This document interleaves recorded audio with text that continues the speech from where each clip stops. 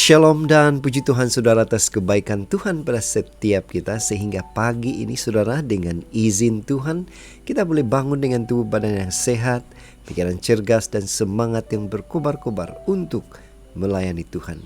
Mari kita mulai renungan kita dengan doa. Bapa di syurga, terima kasih atas kesempatan yang Tuhan berikan ini bersama dengan kami di dalam mendengar dan mempelajari firman Tuhan. Dalam nama Yesus kami berdoa. Amin. Saudara-saudari yang dikasihi dalam Kristus, tajuk renungan kita pada pagi ini ialah berada di pihak Tuhan. Apakah saudara benar-benar berada di pihak Tuhan?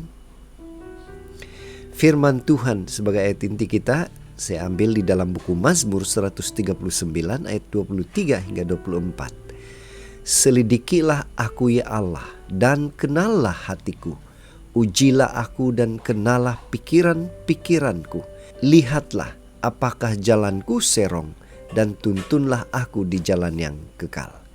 Saudara, di dalam bacaan kita hari ini saya ambil dalam Mazmur 139 ayat 17 hingga 24. Ini merupakan salah satu doa pujian Raja Daud atas kebaikan dan penyertaan Tuhan kepadanya.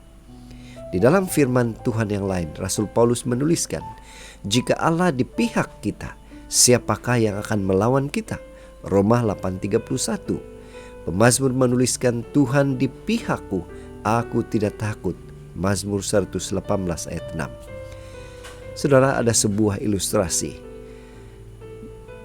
Abraham Lincoln pernah mengucapkan perkataan yang nampaknya bertentangan dengan hal yang kita baca sebentar tadi.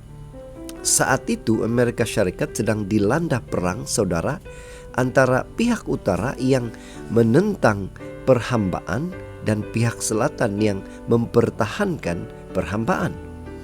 Salah seorang penasihat Lincoln berkata bahwa dia bersyukur karena Tuhan berada di pihak utara. Kemudian kamu tahu saudara, Lincoln menjawab, Tuhan, saya tidak khawatir apakah Tuhan berada di pihak kita atau tidak. Yang saya khawatir, apakah kita berada di pihak Tuhan atau tidak. Saudara, mungkin menjadi pertanyaan kepada kita, apakah Lincoln salah berbicara? Jawabannya, tidak. Saudara, penyertaan Tuhan bahwa dia ada di pihak kita adalah salah satu atau satu di sisi mata uang.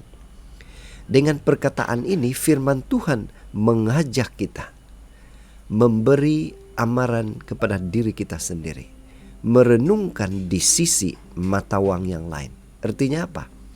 Apakah kita merespon penyertaan Tuhan dengan mengikuti jalannya? Apakah rencana kita sesuai dengan kehendaknya? Apakah pikiran dan tindakan kita selaras dengan kebenarannya? Saudara, inilah yang menjadi pertanyaan kepada setiap pribadi kita. Dan menurut bacaan firman Tuhan pada pagi ini, kita diingatkan bahwa jangan beranggapan bahwa Tuhan pasti akan senantiasa mendukung segala keinginan, rencana, pandangan atau keputusan kita. Tidak mustahil saudara, rencana kita, rancangan kita yang terbaik malah ia bertentangan dengan kehendak Tuhan. Mari kita meneladani pemazmur yang berdoa, selidikilah aku ya Allah dan kenalah hatiku. Lihatlah apakah jalanku serong dan tuntunlah aku di jalan yang kekal. Saudara, inilah yang harus masuk di dalam hidup kita. Kita harus menyerahkan seluruh hidup kita, hati dan pikiran kita. Bukan saja Tuhan berada di pihak kita, tetapi kita berada di pihak Tuhan. Itu sebabnya panggilan untuk kita pagi ini ialah bukan hanya Tuhan di pihak kita, tetapi kita harus berada di pihak Tuhan. Inilah doa dan harapan kita. Dan mari kita bersyukur dan berterima kasih kepada Tuhan. Karena bila mana kita datang kepada Dia, Tuhan pasti akan memberikan kita kemampuan untuk terus berada di pihak Tuhan. Mari saudara, tetap setia, tetap semangat, tetap positif, tetap sehat bersama dengan Tuhan. Tuhan memberkati. Mari kita berdoa.